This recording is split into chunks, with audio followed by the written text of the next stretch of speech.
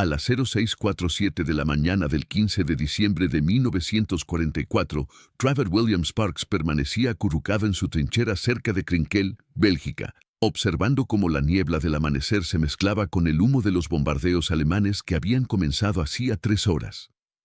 34 años, el soldado más viejo de su pelotón, el hombre que había sido transferido 3 veces por incompetencia con armas de fuego.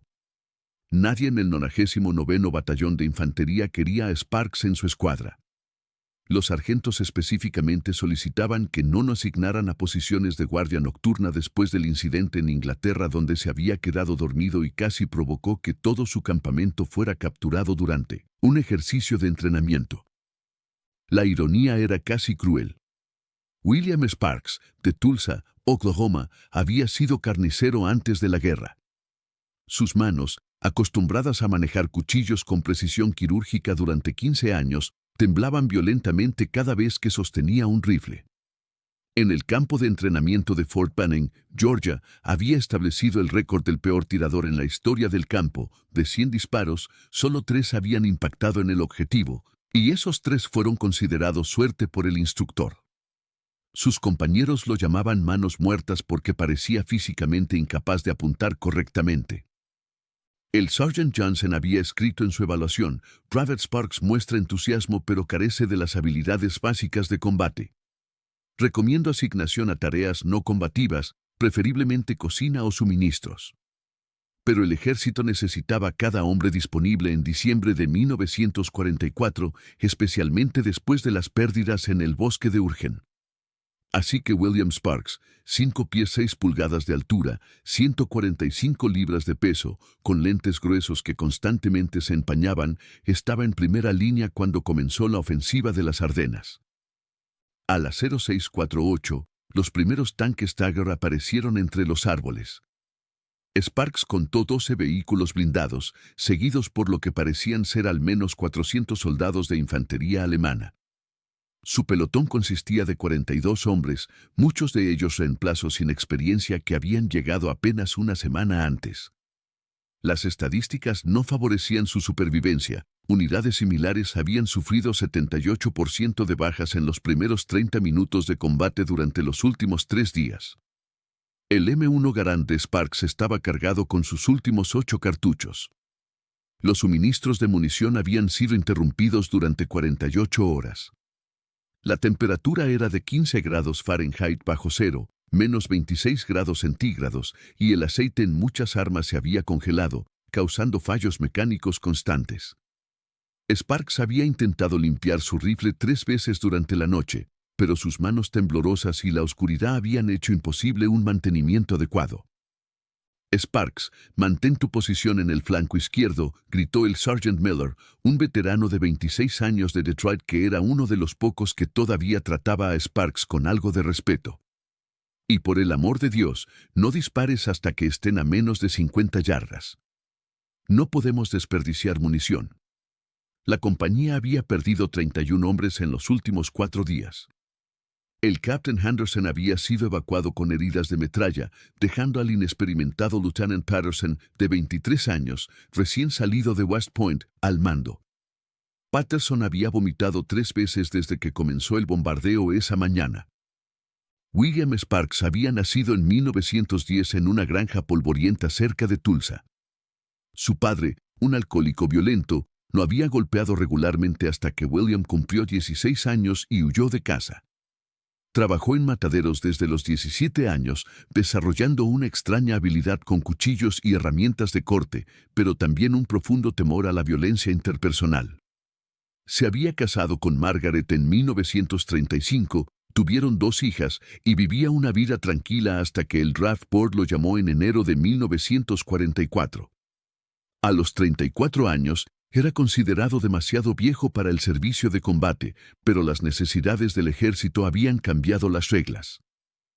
En el entrenamiento básico, Sparks había fallado casi todas las pruebas de combate. No podía lanzar granadas a más de 20 yardas, 18 metros. Su puntería con el rifle era legendariamente mala. Durante los ejercicios de bayoneta, sin embargo, el instructor había notado algo extraño. Sparks se movía con una gracia casi antinatural cuando sostenía la bayoneta, como si fuera una extensión de su brazo. «Es como ver a un bailarín», había comentado el corporal Dedes. «Lástima que no podemos ganar la guerra con cuchillos». A las 0652, los alemanes abrieron fuego con sus ametralladoras MG-42. El sonido característico de 1200 disparos por minuto rasgaba el aire frío.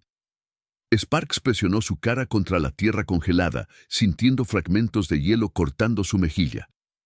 A su derecha, el Private Thompson, un chico de 19 años de Iowa que había llegado hacía solo 5 días, comenzó a llorar mientras disparaba su rifle erráticamente. 400 yardas de distancia. Los tanques Tiger avanzaban lentamente, sus cañones de 88 milímetros buscando objetivos. 350 yardas.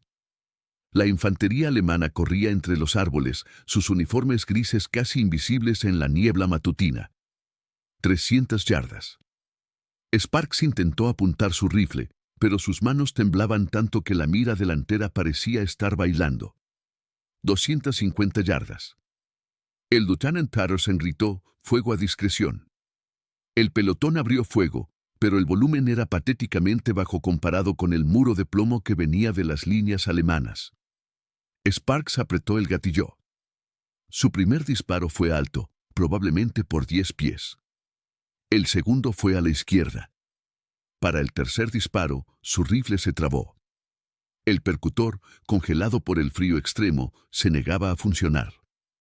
200 yardas. Los alemanes habían identificado las posiciones americanas y concentraban su fuego. A la izquierda de Sparks, el Private Kooske recibió una ráfaga de ametralladora en el pecho. Su cuerpo cayó hacia atrás, salpicando sangre sobre la nieve. Sparks intentó destrabar su rifle, golpeando el cerrojo con la palma de su mano. Nada. 150 yardas. Podía ver las caras de los soldados alemanes ahora, jóvenes como los americanos, gritando mientras cargaban. Un mortero alemán explotó a 20 pies de la posición de Sparks, lanzando tierra y fragmentos de metal por todas partes. El Private Thompson dejó de llorar porque una esquirla le había atravesado la garganta. 100 yardas.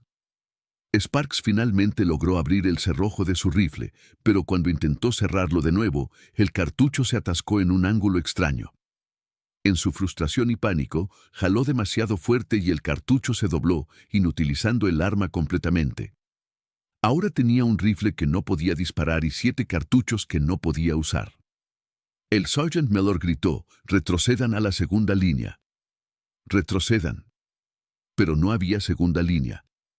El bombardeo de artillería había destruido las posiciones de respaldo durante la noche.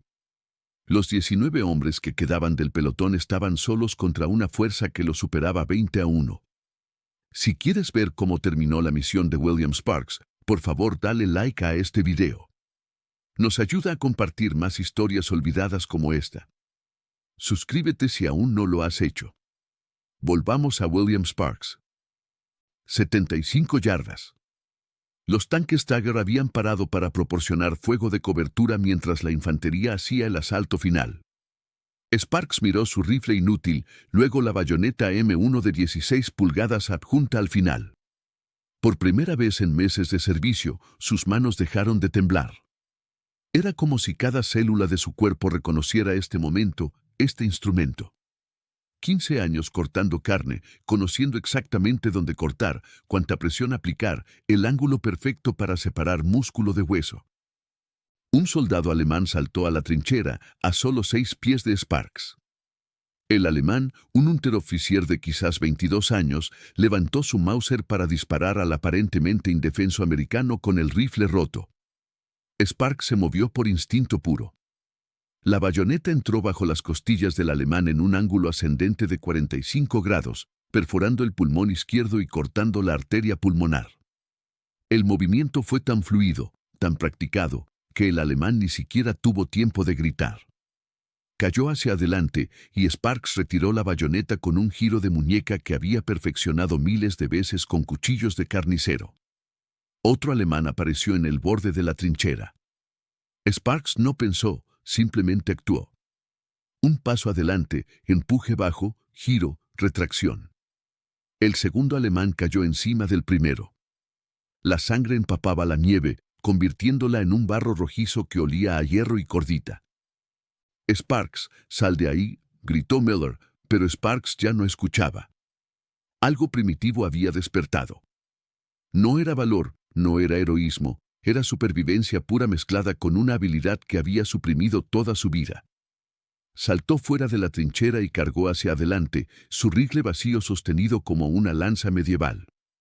Los alemanes, un grupo de 6 soldados que avanzaban juntos, se rieron al ver al pequeño americano con lentes corriendo hacia ellos con un rifle obviamente vacío. El Gefreiter Klaus Zimmermann, de Hamburgo, incluso bajó su rifle por un momento, convencido de que el americano se estaba rindiendo o había perdido la razón.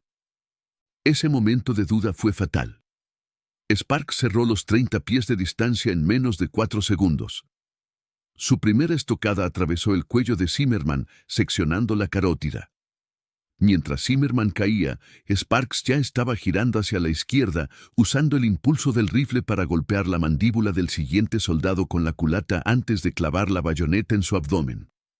Los otros 4 alemanes finalmente reaccionaron, pero estaban demasiado cerca para usar sus rifles efectivamente. Uno intentó usar su Mauser como garrote, pero Sparks se agachó bajo el golpe y empujó hacia arriba, la bayoneta entrando por debajo del mentón del soldado y penetrando hasta el cerebro. 3 segundos, 3 muertos. El cuarto alemán logró golpear a Sparks en las costillas con la culata de su rifle, quebrando al menos 2. Sparks gruñó pero no se detuvo. Giró con el impacto, usando la fuerza del golpe para impulsar su bayoneta en un arco horizontal que abrió el vientre del alemán. Los intestinos del soldado se derramaron sobre sus botas mientras caía de rodillas. El quinto alemán había retrocedido lo suficiente para levantar su pistola Luye. Disparó 2 veces. La primera bala rozó el hombro izquierdo de Sparks. La segunda le atravesó el muslo izquierdo, pero Sparks ya estaba sobre él. La bayoneta entró por el esternón, requiriendo toda la fuerza de Sparks para atravesar el hueso. El alemán lo miró con ojos sorprendidos mientras la vida lo abandonaba. El sexto soldado corrió. Simplemente dio media vuelta y corrió hacia las líneas alemanas, gritando algo sobre Ein Teufel, un demonio. Sparks cayó de rodillas en la nieve ensangrentada, su rifle todavía clavado en el pecho del quinto alemán. A su alrededor, la batalla continuaba, pero por un momento, en este pequeño círculo de muerte, había silencio. 8 soldados alemanes yacían muertos o muriendo en un radio de 20 pies. William Sparks, el hombre que no podía disparar derecho, el soldado que nadie quería, había matado a 8 enemigos en menos de 90 segundos usando solo una bayoneta. El Sergeant Miller llegó corriendo, seguido por 3 soldados más. ¡Santo Dios, Sparks! ¿Qué diablos hiciste? Miller miró los cuerpos, luego a Sparks, quien todavía estaba de rodillas, sangrando por múltiples heridas. Medic. Necesitamos un médico aquí. Pero no había tiempo para tratamiento médico. Los tanques alemanes habían reanudado su avance. 50 yardas y cerrándose. El lieutenant Patterson, recuperando algo de compostura, gritó: «Todos retrocedan al bosque». Ahora. Miller y otro soldado, el Private Jackson de Tennessee, levantaron a Sparks entre ellos. Cada paso enviaba oleadas de dolor a través de su pierna herida, pero Sparks apenas lo notaba. Su mente estaba procesando lo que acababa de hacer. 15 años de cortar carne lo habían preparado para esto. Toda esa experiencia con cuchillos, todo ese conocimiento de anatomía, había convergido en 90 segundos de violencia pura. Mientras corrían, o más bien cojeaban hacia el bosque, una ametralladora alemana abrió fuego. Las balas silbaban a su alrededor, cortando ramas y levantando pequeñas nubes de nieve. Jackson gruñó y cayó, una bala había encontrado su espalda baja. Miller maldijo pero no se detuvo, arrastrando a Sparks solo ahora. Alcanzaron la línea de árboles justo cuando el primer tanque Tiger atravesaba su posición anterior. El cañón de 88 milímetros disparó y la explosión lanzó a ambos hombres al suelo. Los oídos de Sparks zumbaban y el mundo parecía moverse en cámara lenta. Podía ver a Miller gritándole algo, pero no podía escuchar nada excepto un pitido agudo. Miller lo arrastró otros 50 pies dentro del bosque antes de colapsar contra un árbol.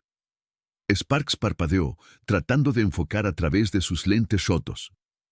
La sangre de su hombro había empapado todo el lado izquierdo de su uniforme y podía sentir su pierna izquierda entumecida del muslo hacia abajo. A las 0718, el ataque alemán había penetrado completamente las líneas americanas. Pero algo extraño estaba sucediendo. Los soldados alemanes que habían presenciado la carga de Sparks estaban contando la historia a sus compañeros. Der Brillenmann, el hombre de los lentes, había matado a 8 hombres con las manos desnudas, decían algunos.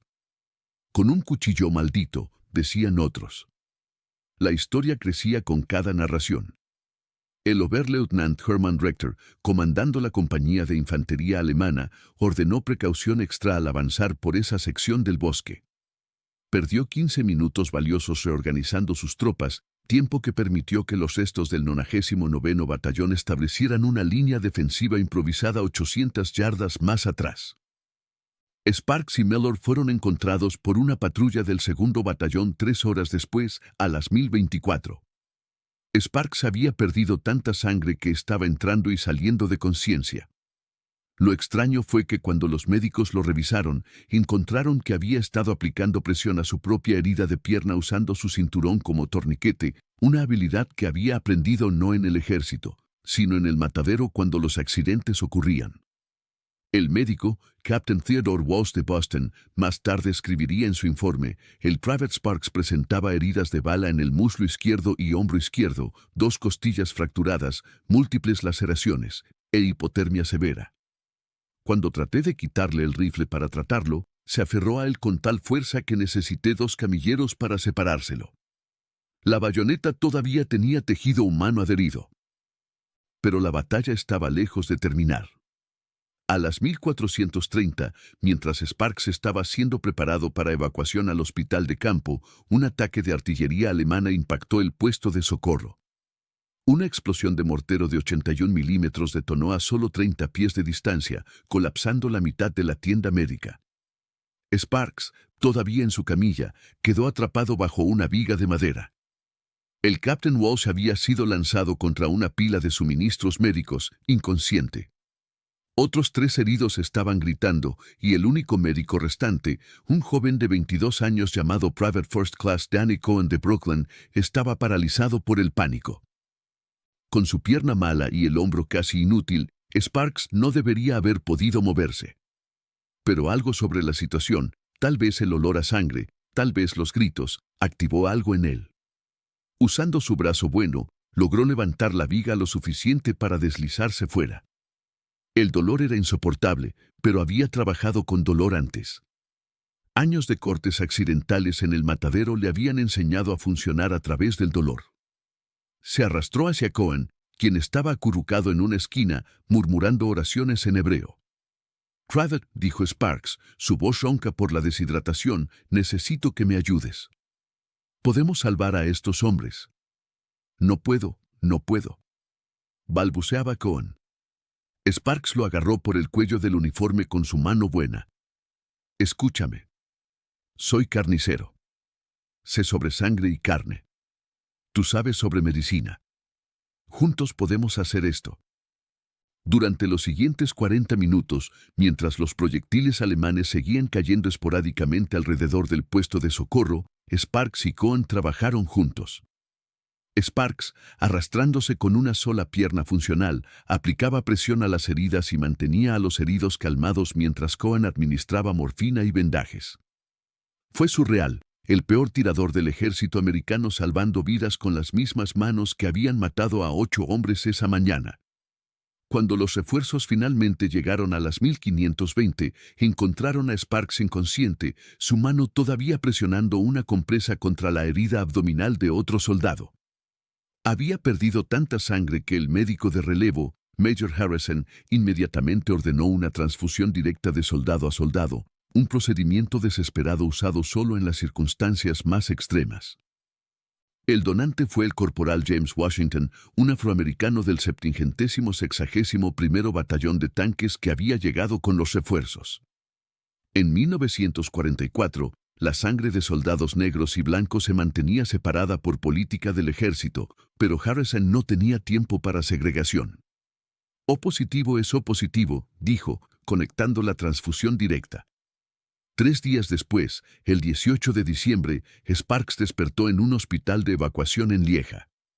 Lo primero que vio fue al Sergeant Miller sentado en una silla junto a su cama, con su brazo derecho en cabestrillo. «Buenos días, bella durmiente», dijo Miller con una sonrisa cansada. «Pensé que te gustaría saber que detuvimos a los alemanes.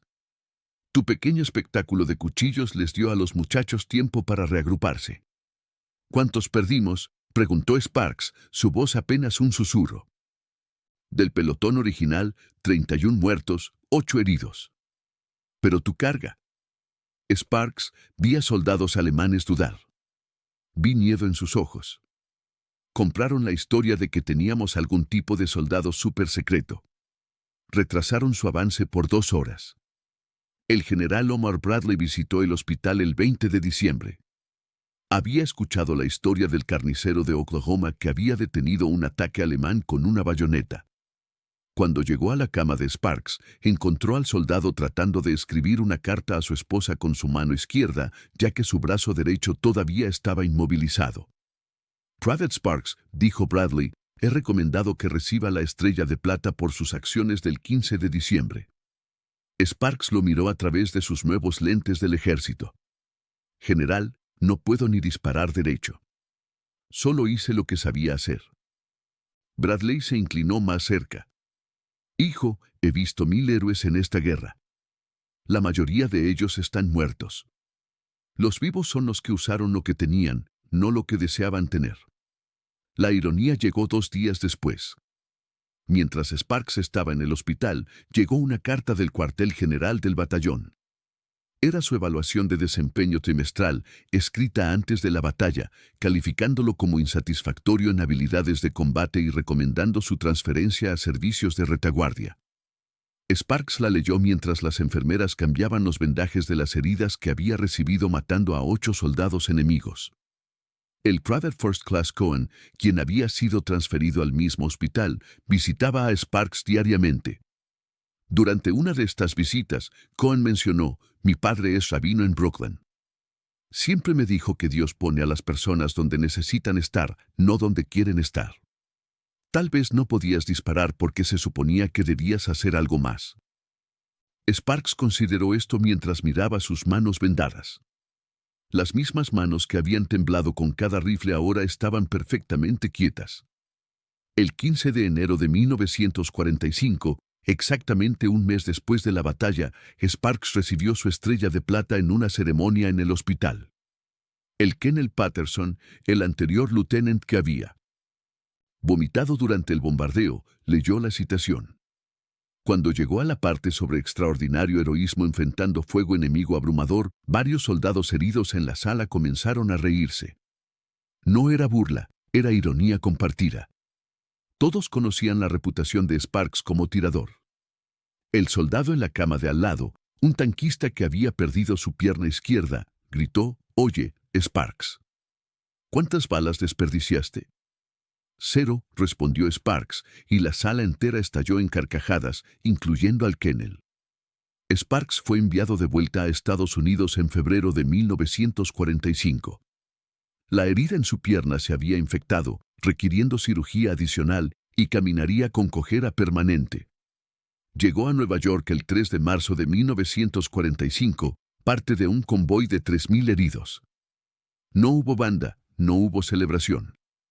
Solo una fila de ambulancias esperando para llevarlos a varios hospitales de veteranos. Margaret lo recogió en el Hospital de Veteranos de Oklahoma City el 15 de marzo. Sus hijas, Betty de 8 años y Susan de 6, apenas reconocieron al hombre delgado con bastón que bajó del auto.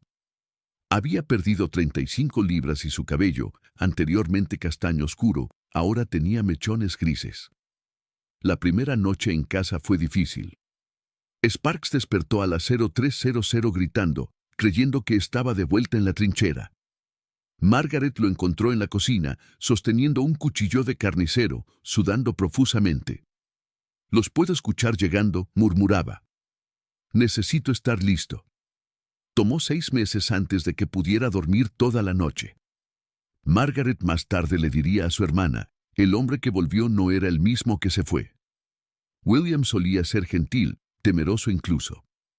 El hombre que volvió había visto algo, hecho algo, que lo cambió en su núcleo. Sparks intentó volver a su trabajo en el matadero, pero no pudo. La primera vez que sostuvo un cuchillo de carnicero profesional, su mano comenzó a temblar violentamente. No era miedo, era memoria muscular. Su cuerpo recordaba exactamente cómo se sentía cortar carne humana, la resistencia diferente, la forma en que la sangre fluía diferente a la de las vacas. El dueño del matadero, el señor Henderson, un veterano de la Primera Guerra Mundial, entendió. Le dio a Sparks un trabajo en la oficina, manejando inventarios y pedidos. El salario era menor y con los gastos médicos continuos, la familia luchó financieramente. En 1947, Margaret pidió el divorcio. No fue dramático ni lleno de ira, solo triste. No te conozco más, William, dijo. Miras a través de mí como si estuvieras viendo algo más. Las niñas tienen miedo cuando gritas en la noche. Sparks no peleó el divorcio. Se mudó a una pequeña habitación rentada cerca del centro de Tulsa. Trabajó una serie de trabajos, vigilante nocturno, conserje, empleado de almacén. Nunca duraba más de 6 meses en cada uno. Los empleadores se quejaban de que era distante o perturbador para otros trabajadores. El alcohol se convirtió en un problema en 1949. No bebía por placer, sino para dormir sin sueños. Un cuarto de whisky cada noche para mantener alejados los recuerdos de las caras de los hombres que había matado. Podía recordar cada detalle, el color de sus ojos, el sonido que hacían cuando la bayoneta entraba, el olor de sus entrañas expuestas al aire frío. En 1952 fue arrestado por desorden público después de una pelea en un bar. Un hombre había hecho un comentario sobre los supuestos héroes de guerra que vivían de la caridad del gobierno. Sparks había roto la nariz del hombre y 2 costillas antes de que 3 hombres pudieran detenerlo. Sus manos no habían temblado ni una vez durante la pelea. El juez, otro veterano, le dio servicio comunitario en lugar de cárcel. Fue durante este servicio comunitario en el Hospital de Veteranos de Tulsa que Sparks encontró algo parecido a un propósito. Comenzó a visitar a otros veteranos, especialmente aquellos de Corea que estaban llegando con heridas similares a las que él había visto.